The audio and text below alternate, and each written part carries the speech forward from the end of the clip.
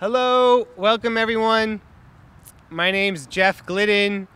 I work with the Violence Recovery Program at Fenway Health, and I'm also the president of the Greater Fall River Domestic Violence Coalition. I want to thank everyone for being here today to mark Domestic Violence Awareness Month here in 2021.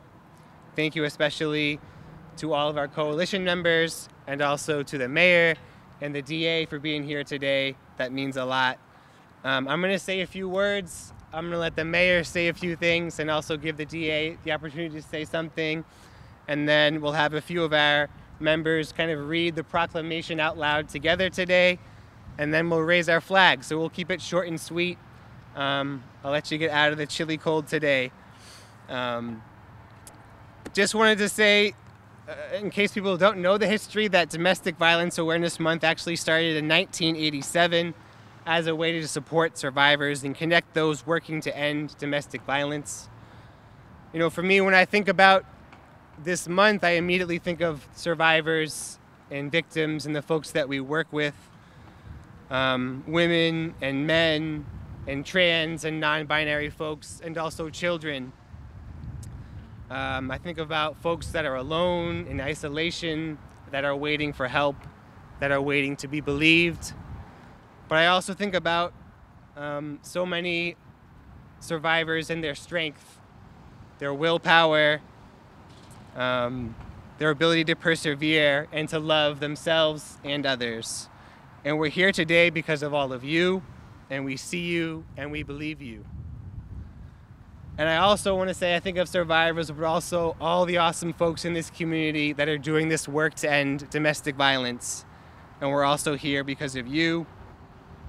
Whether you're supporting somebody on a crisis call, whether you're sitting with a victim in a police station, or in a therapy room, or on a Zoom call, whether you're fighting for victim rights in the courtroom, or working to change a policy or a law, or whether you're just listening to a friend or family member at night. It matters, and we appreciate all of you. Now, the Greater Fall River Domestic Violence Coalition actually started in 1994, so a little while back. And it's a partnership of community organizations, survivors, and allies working to achieve a community free of violence. And I want to name off a few of our members today and just appreciate them for being here and being part of this coalition for our history. So there's the Women's Center at STAR, South Coastal County's Legal Services, the Women's Center in New Bedford, the Violence Recovery Program at Fenway Health, the Bristol County District Attorney's Office, the Fall River District Court Probation Department, the Fall River, Somerset, Swansea, and Police Departments, the Health First Family Care Center, Bristol Elder Services, and United Neighbors of Fall River. Thank you to all of you and the work that you do. In the proclamation that I handed out today, there's also my email. If you'd like to sign it at some point, just shoot me an email and we can do that. Again, I'm going to turn it over quickly to the mayor if you have any words you'd like to say, and then to the DA. I just want to thank everyone for coming out today for this very serious issue. The coalition does a great job trying to make Fall River a better place for everyone to live and much safer, and I appreciate all their efforts. We'll get moving on this ceremony, and I have a little bit more to say in a little bit. Thanks, Jeff. Thank you, Mayor Coogan. Would you like to say anything?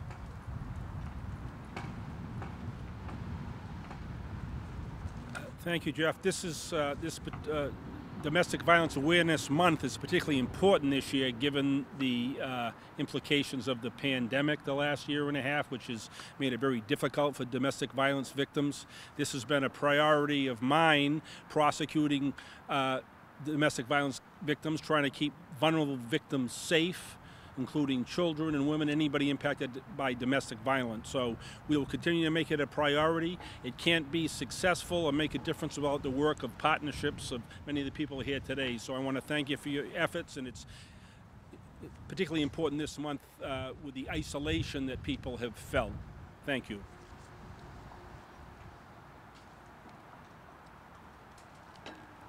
Thank you both so much for those words. We're going to go ahead and read the proclamation. I'll have several of our members read it and come up here in turn, so you can follow along on your paper if you have that.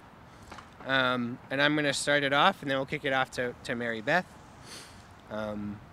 So it reads, whereas we stand at the center of the ongoing COVID-19 health crisis, experiencing the profound effects of the pandemic on all aspects of society, including mental and physical health, and whereas nearly 20 people per minute are physically abused by an intimate partner in the United States, which represents more than 10 million victims of domestic violence annually. And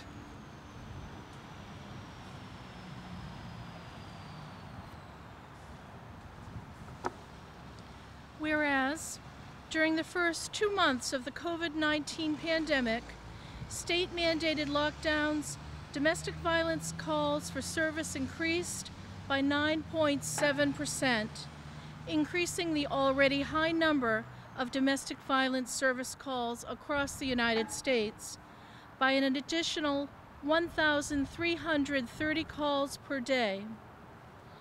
And whereas incidents of domestic violence increased 8.1% after pandemic-related lockdown orders, suggesting that orders, while intended to help stop the spread of the virus, were associated with increased adverse outcomes for child abuse and domestic violence. And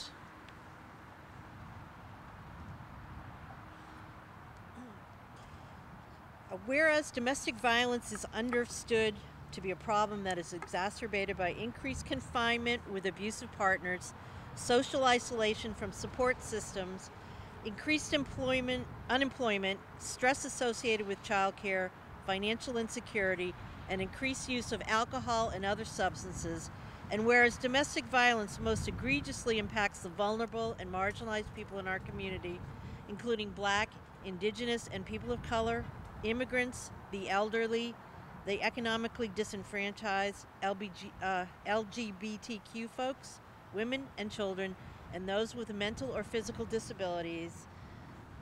And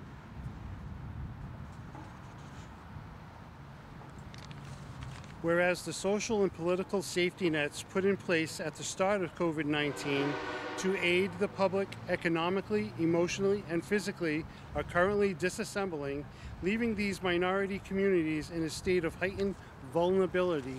And whereas many of these survivors choose not to report to the police, the courts, or domestic violence agencies for fear of being harmed or re-traumatized by the system that are meant to support them, and are also isolated from their in-person supports such as therapists, family members, friends, and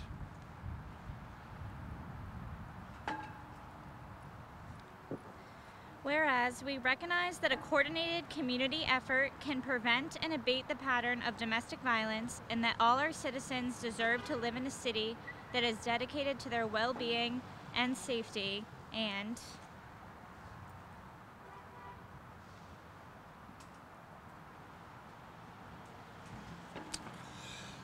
now, therefore, we as members of the Greater Fall River Domestic Violence Coalition, alongside me, the mayor of the city of Fall River, commit to dismantling the system of oppression that continues to make domestic violence possible, and commit to upholding an ethic of care and accountability that recognizes the unique vulnerabilities and agency of survivors. And therefore, we as members of the Greater Fall River Domestic Violence Coalition, alongside the mayor, commit to believing all survivors, and here affirm a specific intention to believe and affirm all survivors who experience additional forms of oppression and put them in exponential risk. And therefore, we as members of the Greater Fall River Domestic Violence Coalition, alongside the mayor of Fall River, commit to addressing the unique problems that arise for survivors due to the COVID pandemic through improving the systems that provide assistance for all survivors, and recognize the importance of our collective action in achieving the change. Therefore, we the member organizations of the Greater Fall River Domestic Violence Coalition, alongside the Mayor of the City of Fall River, do hereby proclaim October 2021 as Domestic Violence Awareness Month, reaffirming our collective commitment to end domestic violence. Witnessed by my hand, the official seal, and the Mayor of Fall River.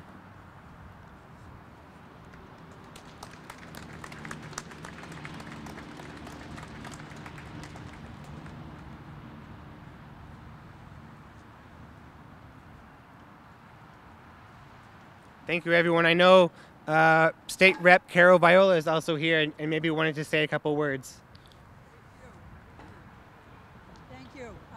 What an honor to be here, but we know this is not a pleasant month to celebrate because we have so much work to do. The numbers are staggering. The work is immense, and I really want to just thank all of the organizations, the Violence Recovery Program, Katie Brown Educational Program, the Women's Center at STAR, South Coast County's Legal Services, and all the agencies that work so hard to get through and communicate to those who need to reach out and are afraid to, or emotionally unable to, or can't really identify where these resources are. We're all here to help. My colleagues and I, State Representative Sylvia and Schmid, Senator Rodericks is here today, represented by Caitlin, because we care so deeply and will always be here to support you. I see the police chief is here, and I know he could turn our heads with the knowledge he has of every day the calls by our great men and women who go out and help on the streets, our police officers who address the domestic violence issues every day. So we have a lot more to do. Our DA is here. He is a tireless supporter of these issues, and I just want to thank you all for letting us be a part.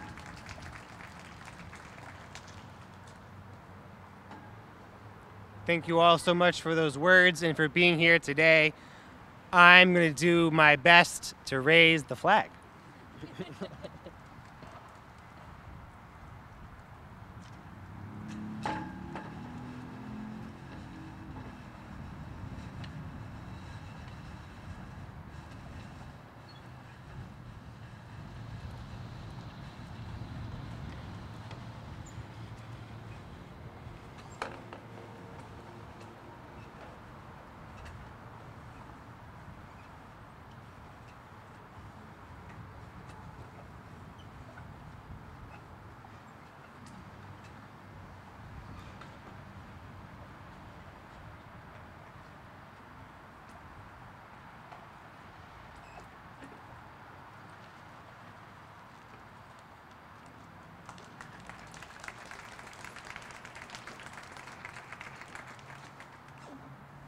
That's high up there. Thank you all so much. I appreciate this. The work is important this month, but it's important every month and every day. And I appreciate all that you do. And thank you for being here.